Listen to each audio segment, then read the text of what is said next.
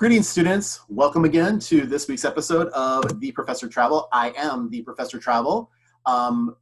This is our website and our vlog and our blog and our everything in which we talk a little bit more about travel. We learn from each other on this process.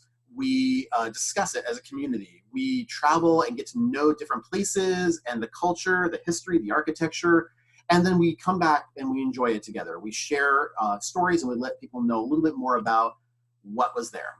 You can always reach me on different types of social media. You can reach me through my website at theprofessortravel.com.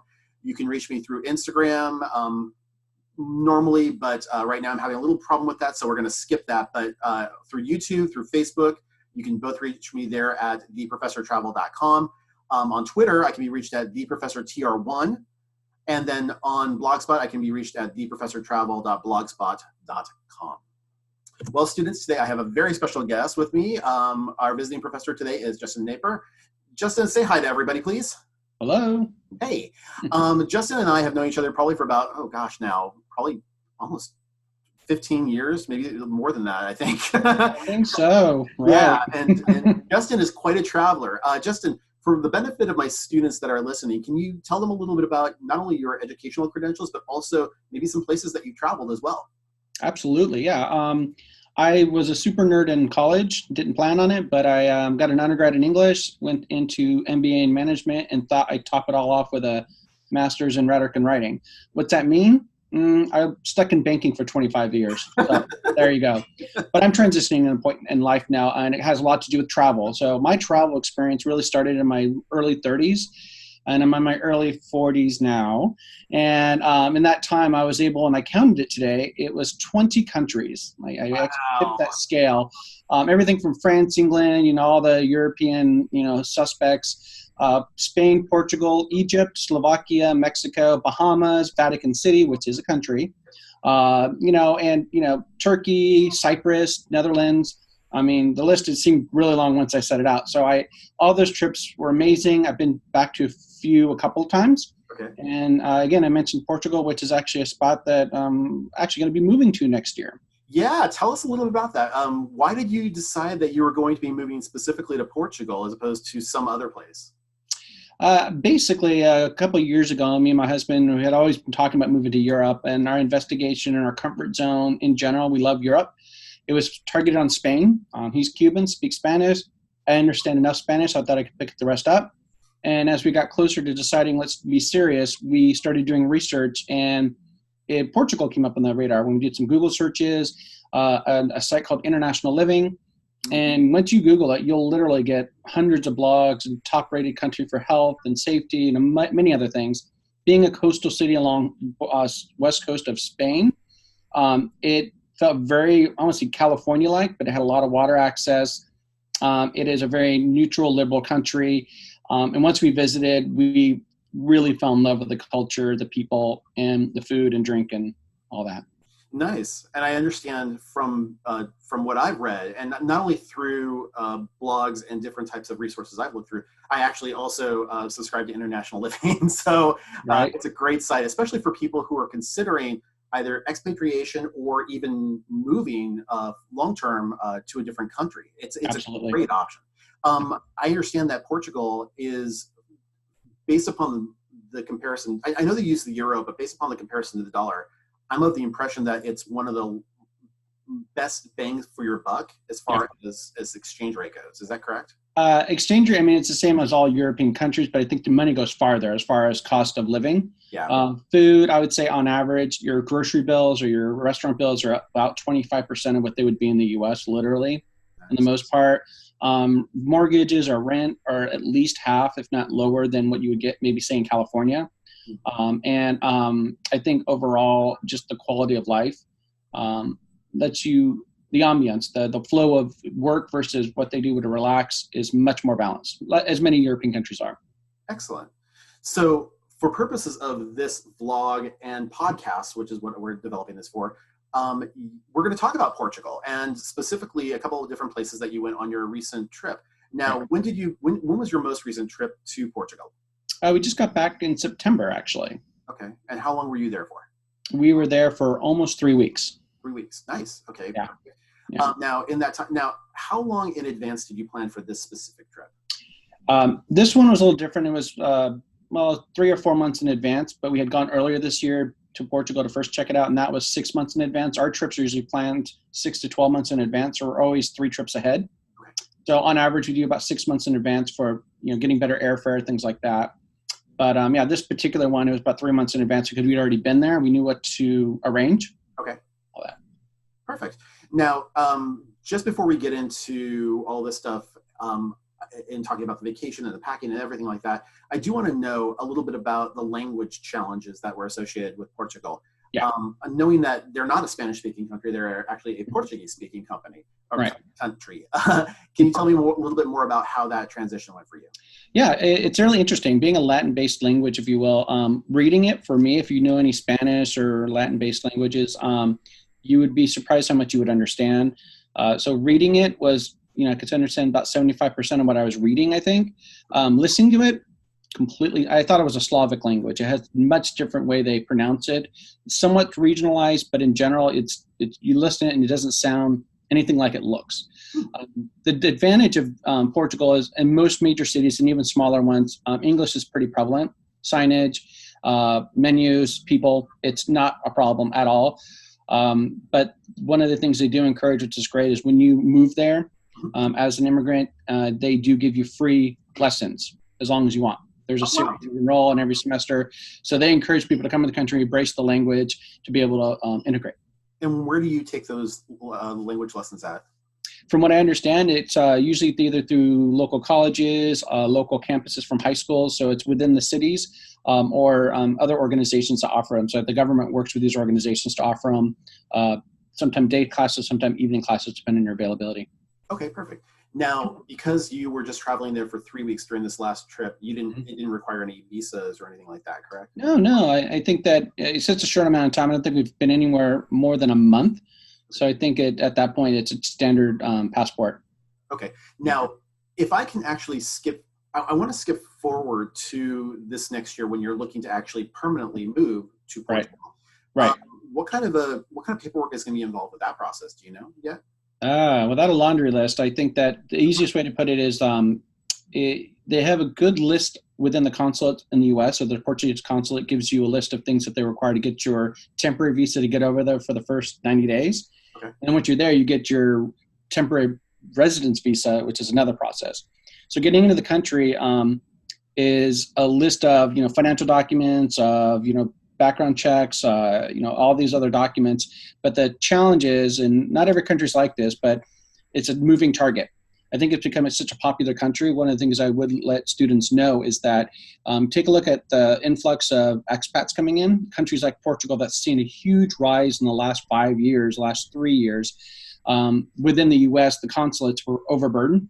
Okay. And they were really, like in San Francisco, the requirements are almost twice as long as the D.C. consulate, which didn't make any sense. And sometimes we're not clear cut. So we go through these expat groups on Facebook to help us understand what did you go through? What was the checklist? Okay. So it's a long checklist, but their objective, like many other countries, is to ensure that you have the right amount of income coming in or savings. When you land, you have a place to stay. And you've validated, your background check and someone knows you there. So that's why it requires some pre-planning trips in order to set up your lease and things like that. So be very careful on those lists and understanding there are a lot of expat groups to help individuals go through those lists and understand exactly what it means. Okay, perfect. Thank you. I might want to circle back with you in another podcast on this, just to maybe after you've actually moved over there to find out a little bit more about how that works out for you. Okay. Right. And just to confirm again, no travel medications or anything that was required in order to go over there, correct? Nope, not at all. Okay, perfect. So let's then talk about this last vacation. I'm really excited about this. So in preparing for this last one, talk to me about some things that you pre-packed, especially going for a 3-week vacation. We're pretty light travelers. Our objective when we travel is to do a lot of walking. We'll talk about that in a moment. But because we are very just outdoors, and most of the places we go, it's not like we're going to operas everywhere, and even if you do, you can be pretty casual. Yeah. So we pack very strategically. A few pairs of jeans, something nice to wear, shirts and layers depending on the weather, and then a couple pairs of shoes, and we're done. Okay. We literally can take a carry-on typically, and we'll check it because it's a longer flight. So pre-packing is really just if we were going to a country for a week or 4 weeks or 6 weeks, we probably pack the same amount of stuff. Okay. Yeah. Because I know with my husband, he's much more of a pack for any possible occasion type. Absolutely. Packer. And I would be comfortable with packing with a backpack, and I'm fine with that. So I get kind of where you guys are on that in packing very strategically. But there have been those moments where I've gone on, whether it's been a business trip or whether it's been on a trip abroad, where guess what? I forgot something, and he's like, "Yeah, well, I have an extra," or something like that. Well, you can always go shopping. Oh, that's true. But I mean, picking up a cable for like your laptop or something like Absolutely. that. Yeah. We do have pre-packing checklists. Typically, we have a little, on the phone once every trip. Do we have these, essential, like you said, electronic things and small items that we want to make sure we have our chargers, our headsets, things like that. Just so we have the basics. And then everything else is kind of, okay, what do you think we need for that amount of time? And then we strategically set up our locations for accommodations if we need, laundry access and things like that. In Portugal, do they use the European converters? Like yes. For power converters? Okay. Yep. Mm-hmm. So for anyone who wants to know about that, you can just pick those up from pretty much almost any electronics place. You can get them online. We picked ours up from Fry's Electronics. So it was really, really Absolutely. easy. A couple of them, and they're like $10 to $20 each, and free for pretty much anywhere you want to go. Okay, so did you leave out of San Francisco International Airport? Yes. Okay, and let's talk about what your transportation was like, because obviously you're not going to park a car there for 3 weeks. No, that we don't have a car actually. We're living in the city. We get around on foot on public transit. Oh, that's right. You guys have really good public transportation up in San Francisco, right? Yeah, it's pretty decent, but we pretty much Lyft and Uber everywhere. Okay.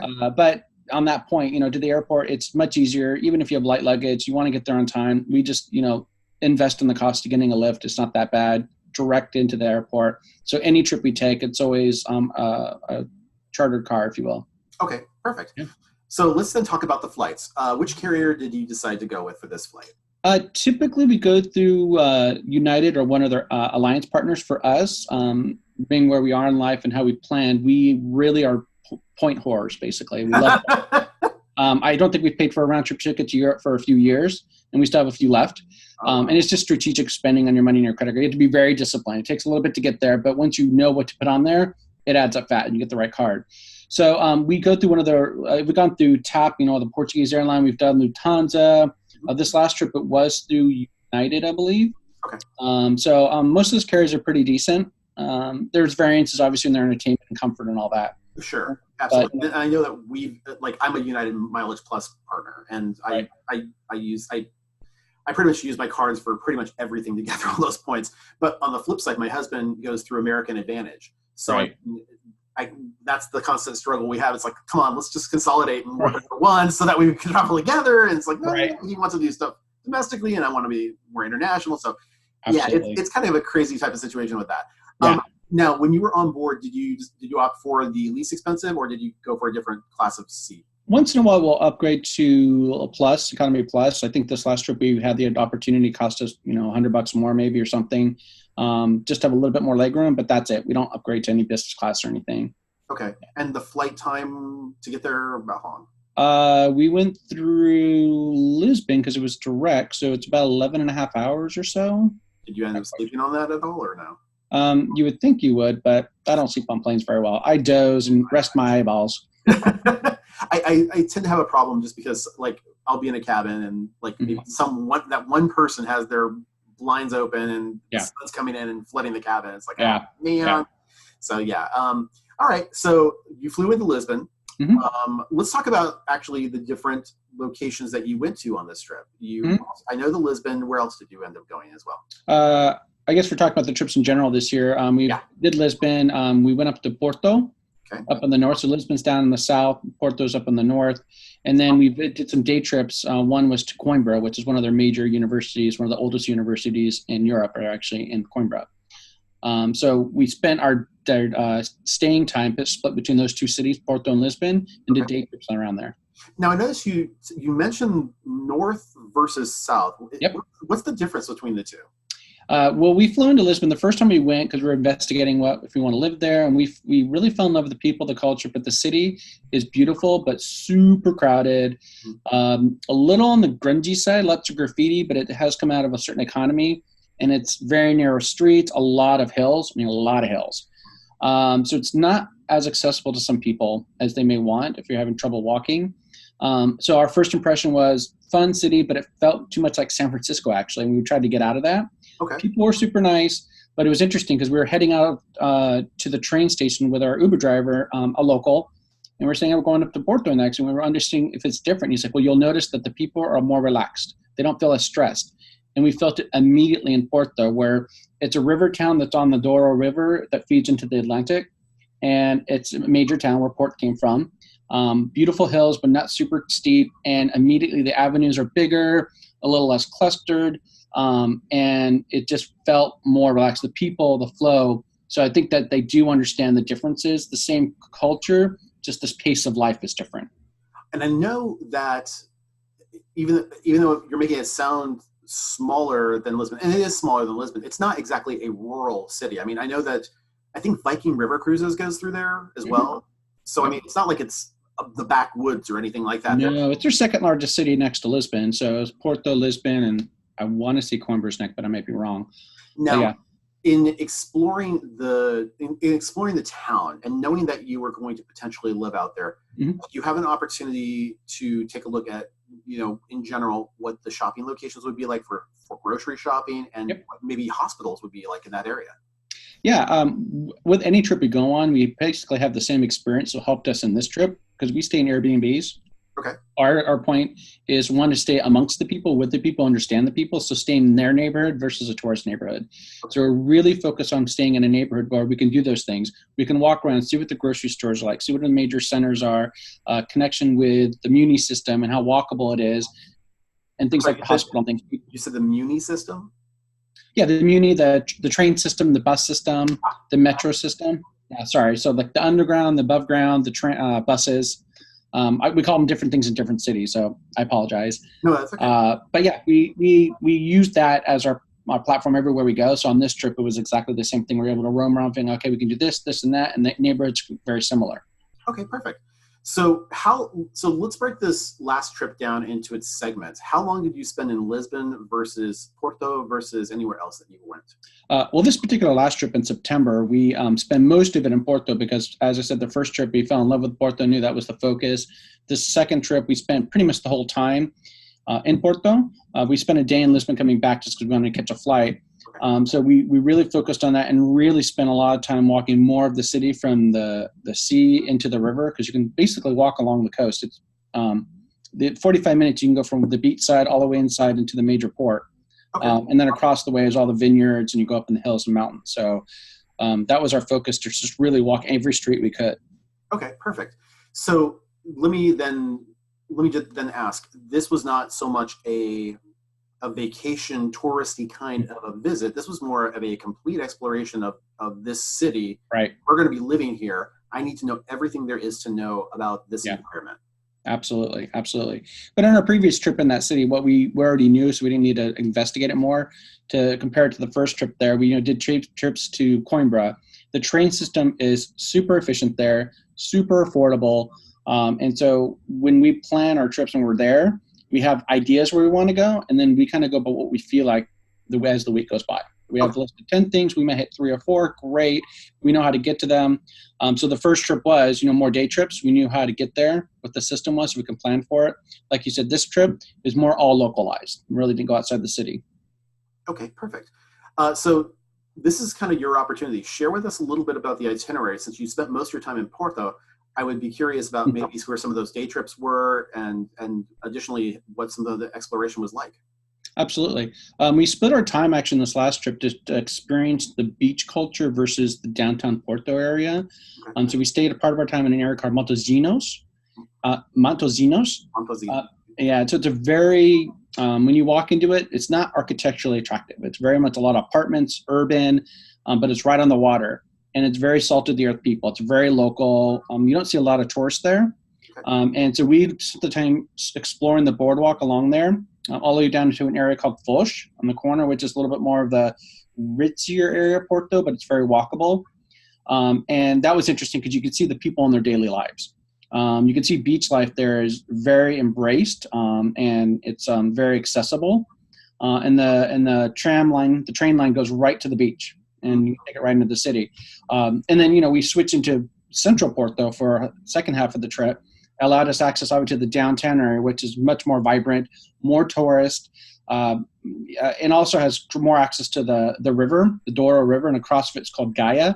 And Gaia is where all the port tasting rooms are, and up in the hills are where the vineyards start going through. So we did, a day trip on a boat with somebody, which was amazing, and it's very, very affordable. Nice. So our exploration was with people that we knew or were networked with there. So we started making friends, and they said, hey, you should go on this boat with our friend. So when you're traveling, you obviously make friends in your travel. And if you're a nice person, they'll invite you, hey, you like boating? I have a friend that have a boat. Oh, I have a friend in the car. We're going to go out to the country this weekend. It makes it super cheap to travel. Very nice. Now, and for my listeners and for my viewers here, Porto is one of the best places that, and when you say vineyards, port wine is where most of it comes from, right? It originated, yep. Yeah, exactly. And by the way, it's one of my favorites. I really do enjoy dessert wine more than probably anything else. Yeah. It's fantastic. Okay, so just getting the lay of the land, it sounds like most of the stuff was based primarily on the coastline, and then you worked your way inside Central Porto over the course and period of time. Right. Did you go on any additional outings like really, really outside the area while you were there?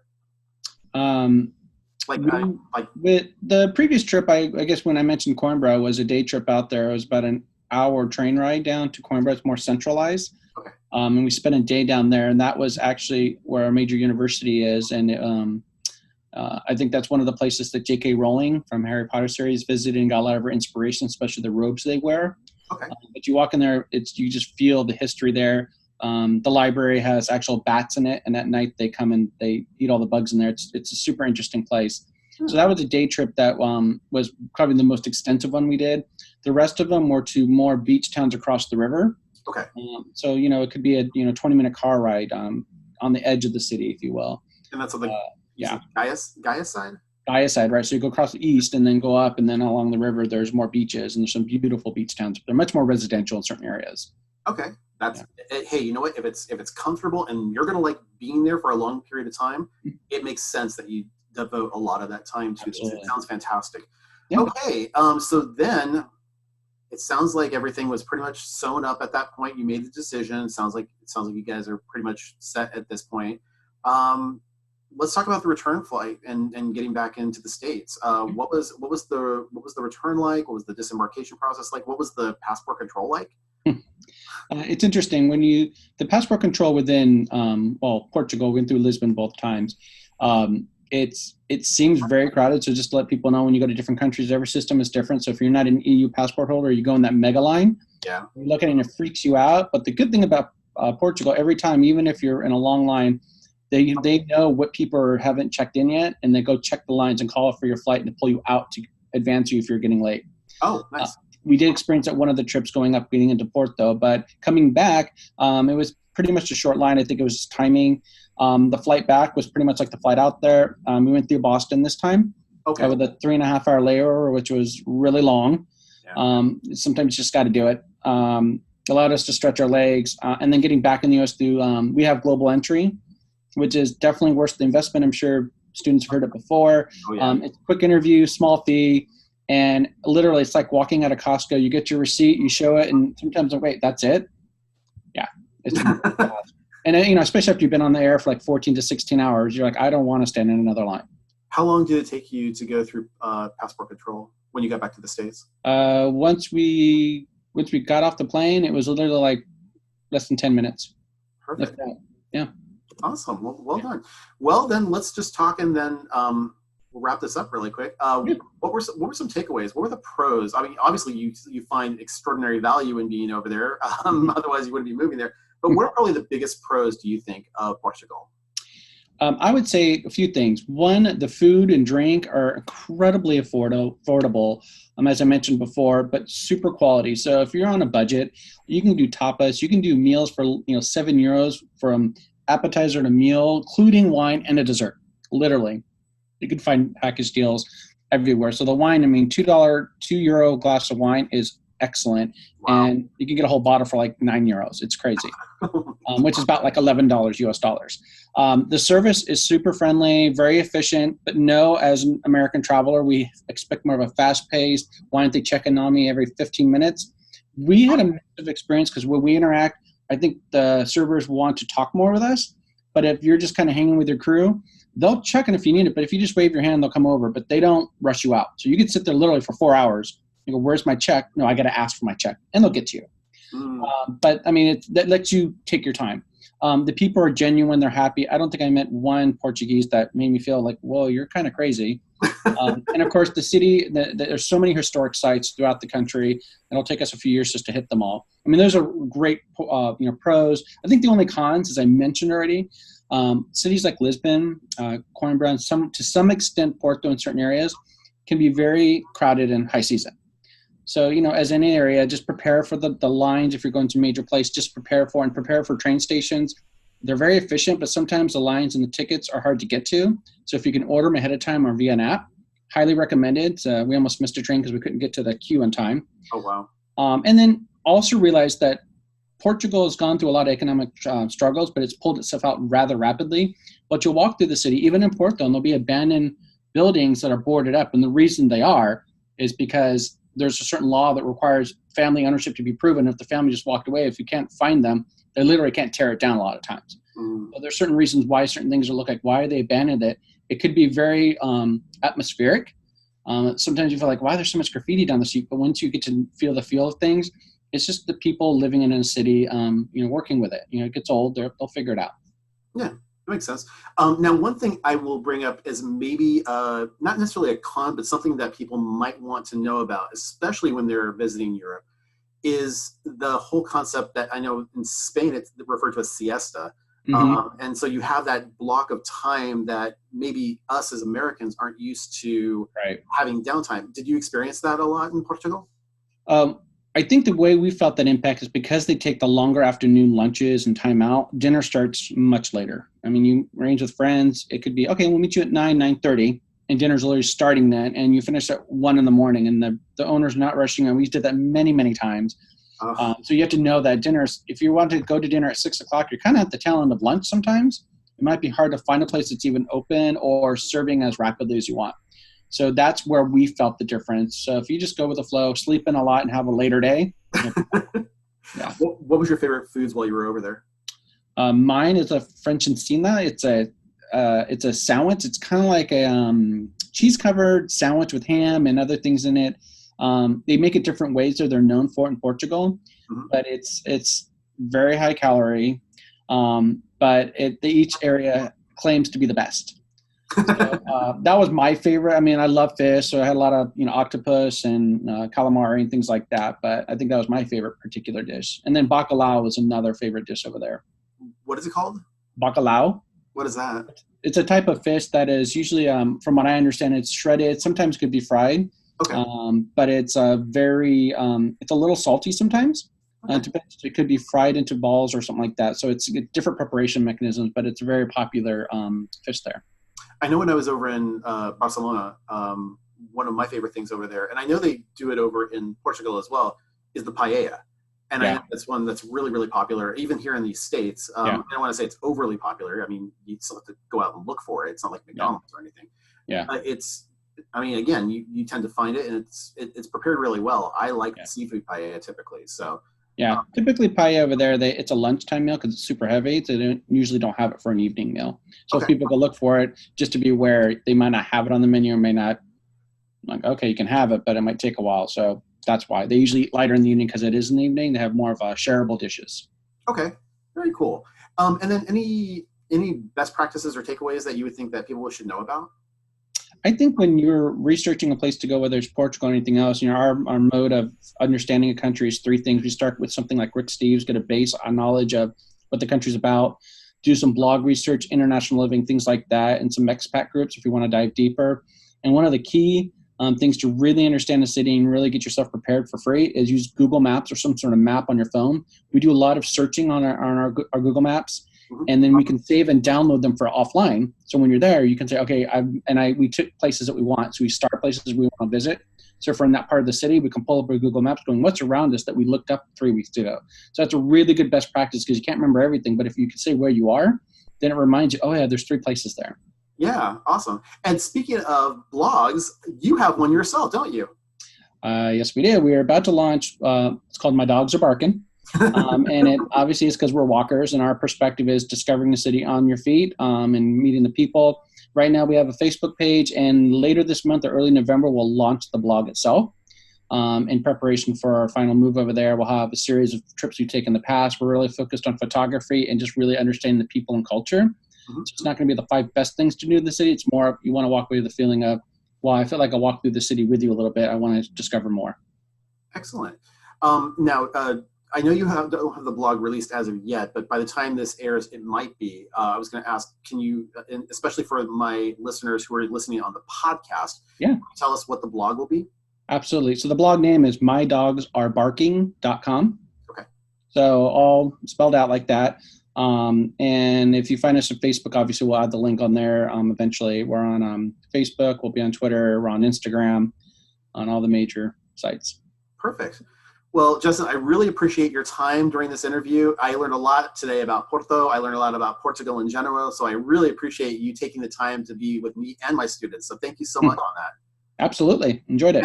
Now, if any of my students have additional questions or anything you want to know, you can always, of course, especially if it's about Portugal, you can certainly reach out to Justin. I'm sure he'll be more than courteous to be able to respond to you. But if you have any questions in general, you can certainly send me a question or a comment at scott@theprofessortravel.com. In the meantime, I always wish you the best and brightest for your travels. Be safe, have a wonderful time, and again, keep travel on your mind. Take care. Bye-bye.